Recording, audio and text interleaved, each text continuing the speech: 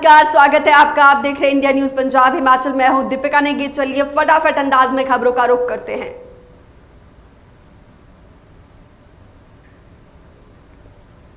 PM Modi ने देश को संबोधित करते हुए कहा है कि हमें नहीं भूलना है कि लॉकडाउन भले ही चला गया है, लेकिन कोरोना वायरस नहीं गया है। बीते 7-8 महीनों से संभली हुई स्थिति, हमें उसे बिगड़ने नहीं देना है और अधिक सुधार करना है।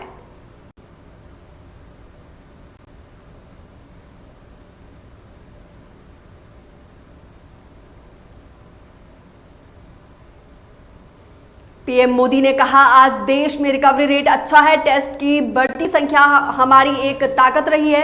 सेवा परमो धर्म के मंत्र पर चलने वाले हमारे डॉक्टर्स, नर्स इतनी बड़ी आबादी में निस्वार्थ सेवा कर रहे हैं। ये समय लापरवाह होने का नहीं है। प्रधानमंत्री नरेंद्र मोदी ने कहा कि कई लोगों ने अब सावधानी बरतना बंद कर दिया है। ये ठीक नहीं है। अगर आप लापरवाह बरतते हैं तो आप आपके परिवार को भी संकट में डाल रहे हैं। बच्चों और बुजुर्ग को बड़े संकट में डाल रहे हैं आप।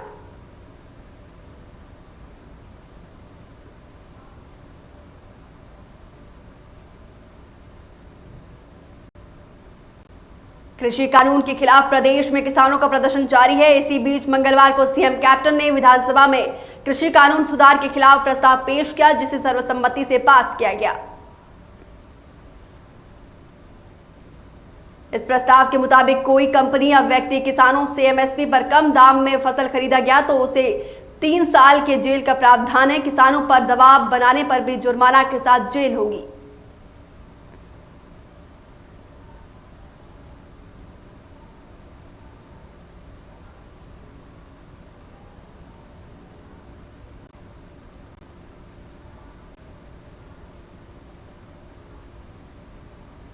सीएम कैप्टन अमरिंदर सिंह ने कहा कि किसानों के प्रति बेइंसाफी के आगे सिर झुकाने के बजाय वो इस्तीफा देने या फिर सरकार को बर्खास्त करने के लिए तैयार है। वहीं सीएम अमरिंदर ने कहा कि कृषि सुधार कानून की आड़ में कोई भी शख्स पंजाब में शांति भंग करने की कोशिश करता है तो उसके खिलाफ सख्त कार्रवाई होगी।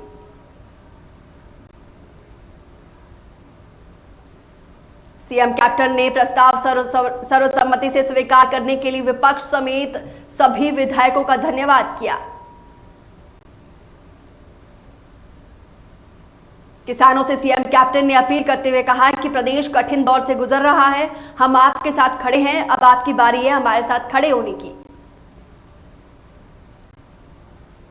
मुख्यमंत्री ने कहा कि वो मौजूदा स्थिति को लेकर बेचैन हैं, परेशान हैं।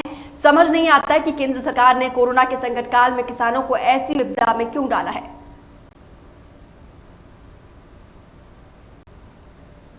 इस दौरान केंद्र पर हमला बोलते हुए सीएम कैप्टन ने कहा कि कृषि कानून के नाम पर वास्तव में केंद्र ने व्यापार कानून बनाया है। राष्ट्र मंडी तक पहुंचना किसानों की नहीं बल्कि व्यापारियों की है।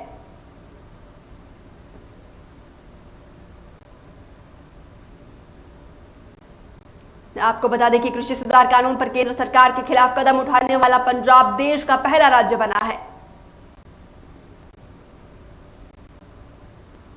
इस दौरान वित्त मंत्री मनप्रीत सिंह बादल ने कहा कि आतंकवाद काल दौर में 2 दशक तक जूझने पर हजारों लोगों की कुर्बानी देने वाले पंजाब को अब समय केंद्र सरकार ने पहाड़ी राज्यों को इंडस्ट्री के लिए विशेष दर्जा देकर पीड़ादायक सम्मान दिया था।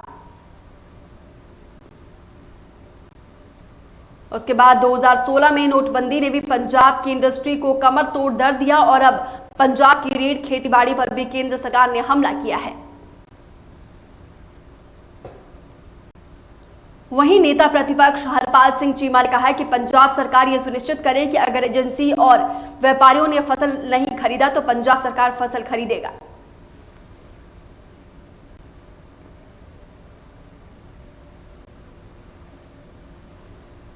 पंजाब सरकार के बिल पर भूपेंद्र सिंह हुड्डा ने सवाल किया और कहा कि कैप्टन सरकार ने जो अब किया है मैंने 2007 में कर दिया था। हमारी सरकार बनी तो सरेआम फाड़ देंगे कृषि कानून।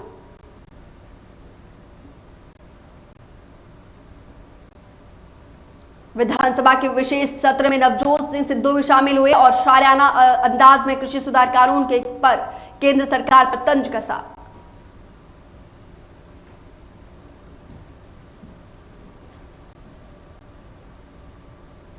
एक दिन के लिए और बढ़ाया गया पंजाब विधानसभा का विशेष सत्र। पहले बुलाया गया था 2 दिवसीय सत्र। सदन की कार्रवाई कल सुबह 11 बजे तक के लिए स्थगित।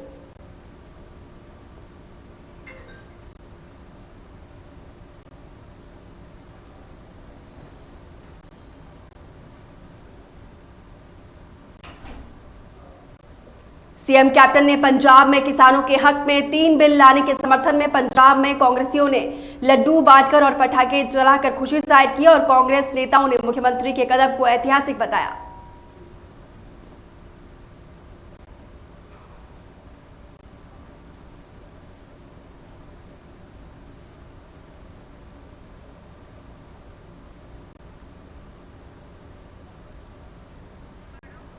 कांग्रेस नेताओं का कहना है कि पंजाब सरकार डटकर किसानों के साथ खड़ी है और किसानों के हक में 3 बिलों को लाकर पंजाब सरकार ने बड़ा फैसला लिया है।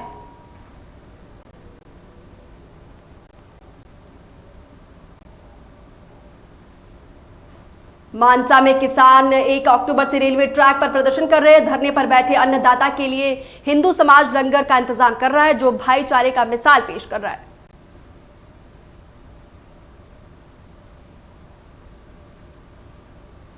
बीते कई दिनों से धरने पर बैठे किसानों ने पंजाब सरकार द्वारा बुलाए गए विशेष सत्र में किसानों के हित में फैसले लेने पर खुशी जाहिर की है।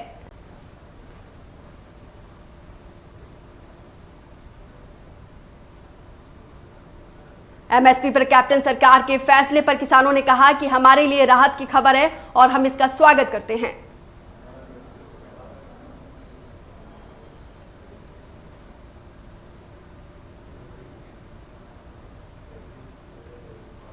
आपको बता दें कि इस लंगर में रोज 1500 किसान भोजन ग्रहण करते हैं। वहीं चिंताहरण रेलवे त्रिवेणी मंदिर कमेटी के अध्यक्ष अशोक कुमार ने कहा कि कृषि सुधार कानून किसानों के हित में नहीं है।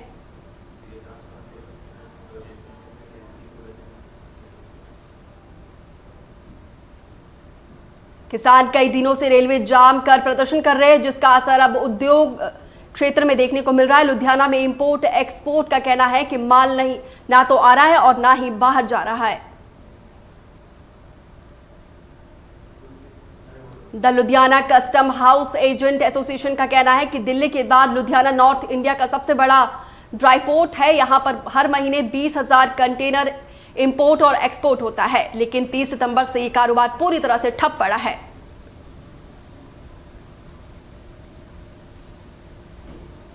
फाजिलका की दाना मंडी में लिफ्टिंग का मुद्दा गर्माता जा रहा है, जिसको लेकर श्री गंगानगर और अमृतसर हाईवे पर आढ़तियों ने धरना प्रदर्शन किया।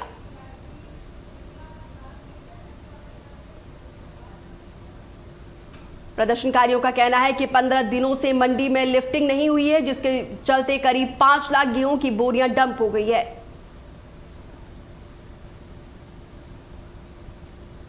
आढ़तियों के प्रदर्शन से हाईवे पर वाहनों की लंबी लंबी कतारें लगी हुई थी, जिसको लेकर लोगों को खासी परेशानी का सामना करना पड़ा।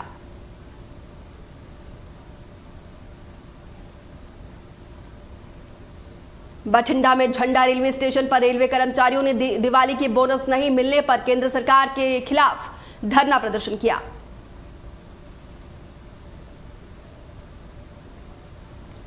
प्रदर्शनकारियों का कहना है कि बोनस उनका अधिकार है, अगर जल्द ही मांगे पूरी नहीं की गई तो विरोध जो है और उग्र किया जाएगा।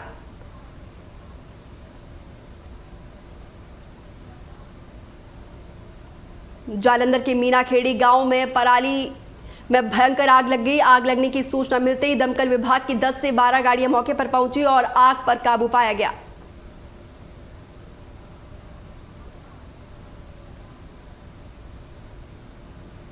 पुलिस अधिकारी ने बताया कि गुज्जर बिरादरी के लोगों ने पराली इकट्ठे किए थे। फिलहाल आग लगने का कारण पता नहीं चल पाया है।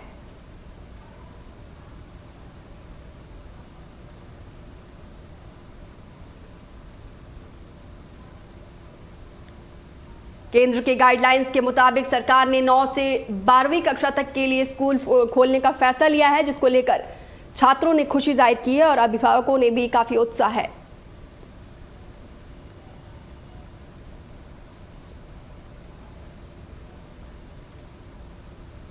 केंद्र के गाइडलाइंस के मुताबिक जो है 9वीं से 12वीं कक्षा तक के स्कूल खोलने का फैसला लिया गया, जिसको लेकर बच्चों में काफी उत्साह है और अभिभावकों में भी काफी खुशी की लहर है और इसके लिए स्कूल आने के लिए अभिभावक का परमिशन जरूरी है।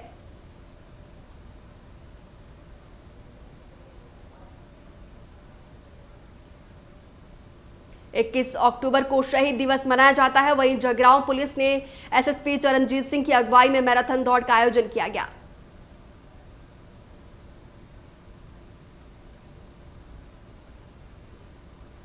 वहीं मौके पर एसडीएम जगरांव नरेंद्र सिंह धारीवाल समेत तमाम ऑफिसर और सैकड़ों पुलिसकर्मियों ने मैराथन में हिस्सा लिया।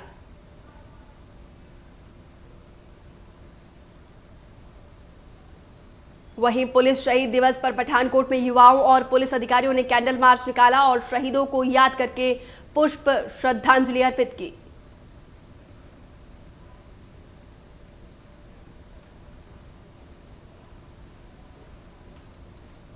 पठानकोट थाना प्रभारी देवेंद्र प्रकाश ने कहा कि पंजाब पुलिस का उद्देश्य शहीद हुए पुलिसकर्मियों के परिवारों के साथ हमेशा खड़े रहना है।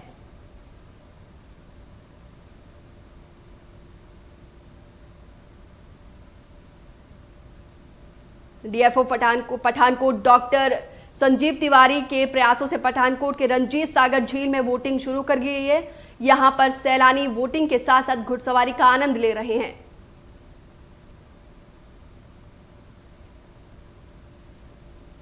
फॉरेस्ट डिवीजन ने पठानकोट के धार क्षेत्र में चमरोड पतन को मिनी गोवा के नाम से डेवलप किया है और वीकेंड पर पठानकोट के साथ साथ दूर दराज के लोग यहां पर कुदरत का नजारा देखने के लिए पहुंच रहे हैं। श्री मुक्तसर साहिब के थाना गिद्दड़बाहा में पत्रकार रंजीत गिल के सहयोग में पत्रकार संगठन आंगनवाड़ी यूनियन ने संयुक्त रूप से डीएसपी गिद्दड़बाहा के दफ्तर के बाहर धरना प्रदर्शन किया।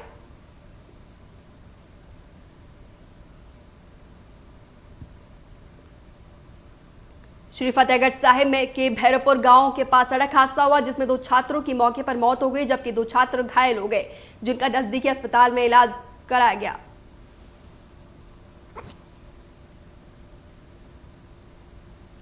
डॉक्टर्स ने छात्रों की गंभीर हालत को देखते हुए पटियाला के राजेंद्र अस्पताल में रेफर किया। जानकारी के मुताबिक चारों छात्र चंडीगढ़ यूनिवर्सिटी में दाखिला के लिए जा रहे थे और इसी बीच उनकी कार एक पेड़ से टकराई गई। फिलहाल पुलिस ने मामला दर्ज करके जांच शुरू कर दी।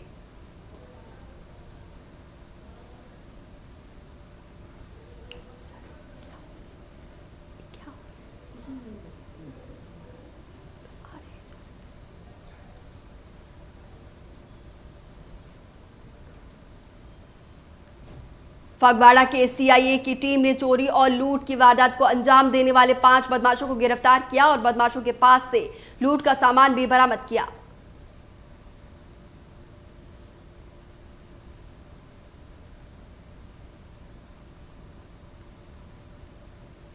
तरनतारन के थाना हरीक पुलिस की तरफ से यूपी से पंजाब बिकने आए धान की ट्रकों को काबू किया गया। पुलिस ने मौके पर से 2 लोगों को गिरफ्तार किया है।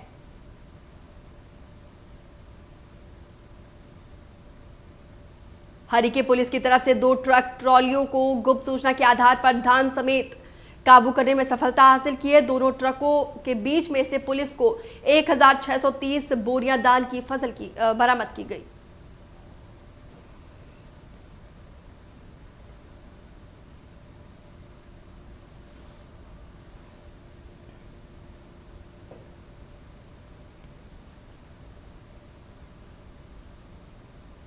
युवा आईएएस डीसी आदित्य नेगी ने शिमला उपायुक्त का कार्यभार संभाल लिया है। कार्यभार संभालने के बाद मीडिया से मुखातिब होते हुए आदित्य ने कहा कि सरकार की जन कल्याणकारी नीतियों को जनता तक पहुंचना उनका उद्देश्य रहेगा।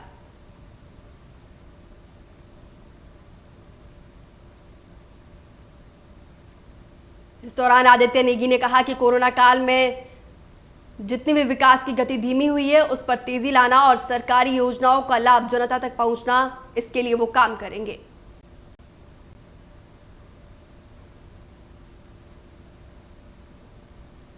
हिमाचल सरकार में बड़ा प्रशासनिक फेरबदल किया गया। चंबा समेत 7 जिलों की डीसी का जो तबादला किया गया। दुनी चंद राणा शिमला के नए डीसी होंगे।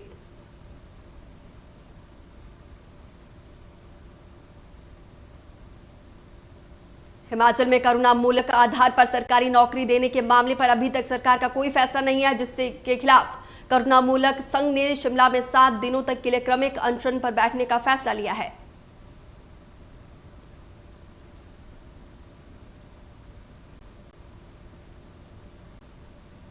करुणामूलक संघ के अध्यक्ष का कहना है कि प्रदेश में कई विभागों में कर्मचारी की सेवा के दौरान मृत्यु होने के बाद आश्रित परिवार की महिला ने छोटे बच्चे होने के कारण करुणामूलक नौकरी नहीं ली है। जब बच्चा नौकरी योग्य हुआ तो उन्हें आय सीमा के कारण नौकरी नहीं मिली।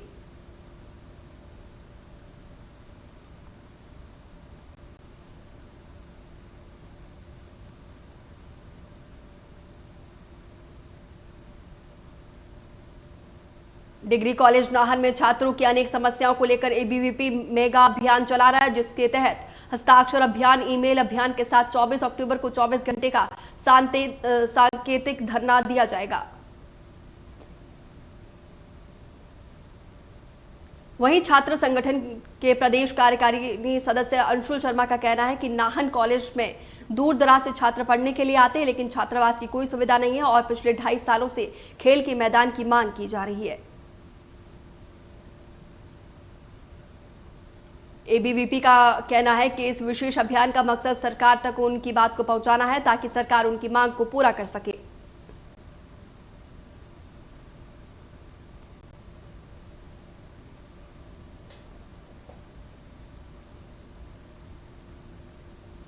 नाहन में मुख्यमंत्री शहरी आजीविका मिशन के तहत लोगों को रोजगार दिया जा रहा है और अनेक विकास कार्यों भी किए जा रहे हैं, जिसके तहत नाहन में 25 तालाबों की सफाई के लिए और सड़क निर्माण कार्य जैसे अनेक कार्य किए जा रहे हैं।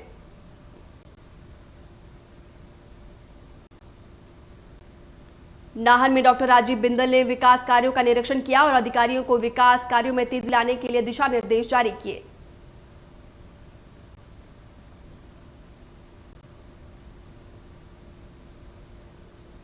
कुल्लू पुलिस ने 76 घंटे में महिला की हत्या की गुत्थी को सुलझा लिया है। एसपी कुल्लू गौरव सिंह ने बताया कि इस मामले की सूचना मिलते ही घटनास्थल का बारीकी से निरीक्षण किया गया और सभी महत्वपूर्ण साक्ष्यों को सुरक्षित रखा गया है।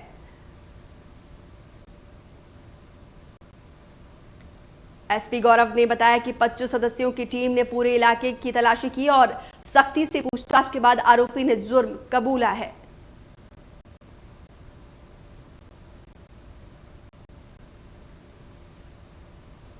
देव महाकुंभ अंतर्राष्ट्रीय दशहरा इस बार सीमित रूप से मनाया जाएगा। इसके लिए नगर परिषद कुल्लू ने मैदानी में साफ सफाई सहित अन्य कार्यों को पूरा करने के लिए पूरी तरह से कमर कस ली है।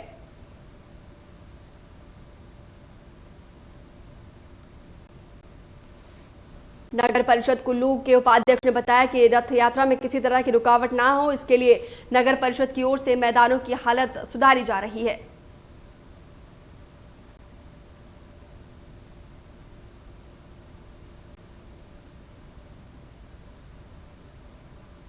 चंबा में सड़क हादसा थमने का नाम नहीं ले रही है। चुवाड़ी में एक कार हादसे का शिकार हो गई, जिसमें 2 लोगों की मौके पर मौत हो गई और एक शख्स घायल हो गया।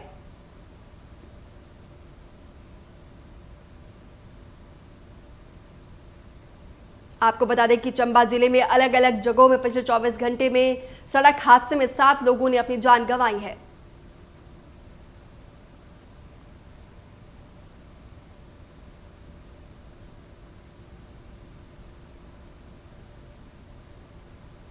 नवरात्र के चौथे दिन मां कुष्मांडा की पूजा अर्चना की जा रही है। देश और प्रदेश में माता के भवन को सजा दिया गया है और लोग पूजा सामग्री और माता की चुनरी, नारियल खरीद रहे हैं और श्रद्धालु के मन में इच्छा है कि जल्दी कोरोना समाप्त हो जाए और सब कुछ पहले जैसा दुरुस्त हो जाए।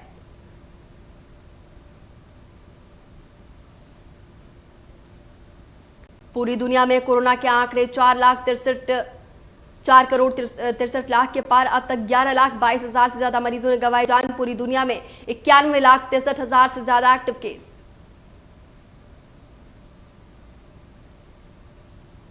अमेरिका में कोरोना ने जमकर मचाई है तबाही। कुल मरीजों का आंकड़ा हुआ 84,54,000 के पार। अब तक 54,02,000 से ज्यादा मरीज हुए रिकवर।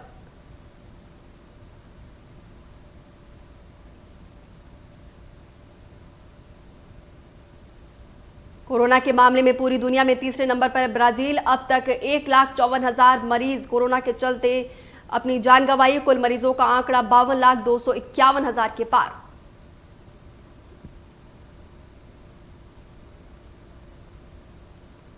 रूस में कोरोना के मरीजों की लगातार बढ़ रही है संख्या। कुल मरीजों का आंकड़ा हुआ 14,15,316 के पार। अब भी 3,15,000 से ज्यादा एक्टिव केस।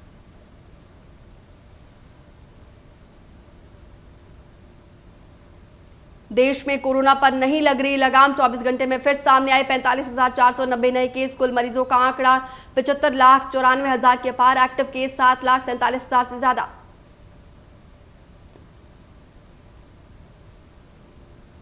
महाराष्ट्र में कोरोना से एक दिन में हुई 132 मरीजों की मौत। कुल मौत का आंकड़ा 42,240 के पार। अब भी 1,73,000 से ज्यादा एक्टिव केस।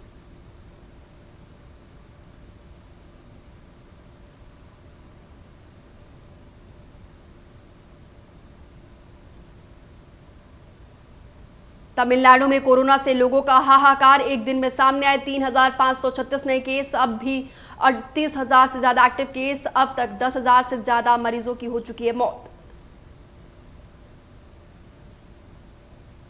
उत्तर प्रदेश में कोरोना से लोगों का बुरा हाल। एक दिन में सामने आए 1,719 नए केस। अब तक 4,18,685 मरीज हो चुके हैं ठीक। 31,495 एक्टिव केस। दिल्ली में लगातार बढ़ रहा है कोरोना का संक्रमण। 24 घंटे में सामने आए 2,154 नए केस। 31 मरीजों ने गंवाई जान।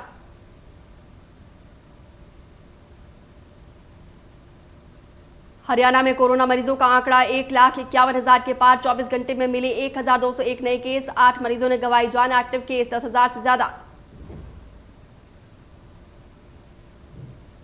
पंजाब में कोरोना ने फिर पकड़ी रफ्तार। 24 घंटे में 473 नए केस आए। कुल संक्रमितों का आंकड़ा 1,28,000 के पार।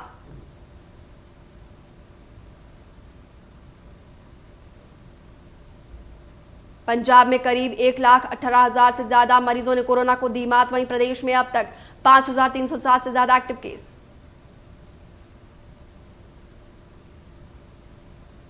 हिमाचल में कोरोना के 152 नए मामले सामने आए। कुल मरीजों का आंकड़ा 19,153 के पार। 16,000 से ज्यादा मरीजों ने कोरोना को दी मात।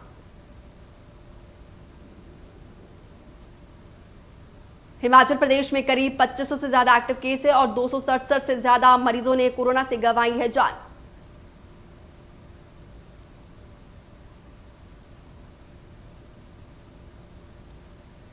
हिमाचल प्रदेश में टॉप 5 संक्रमित जिलों में सोलन, कांगड़ा, सिरमौर, मंडी और राजधानी शिमला शामिल है।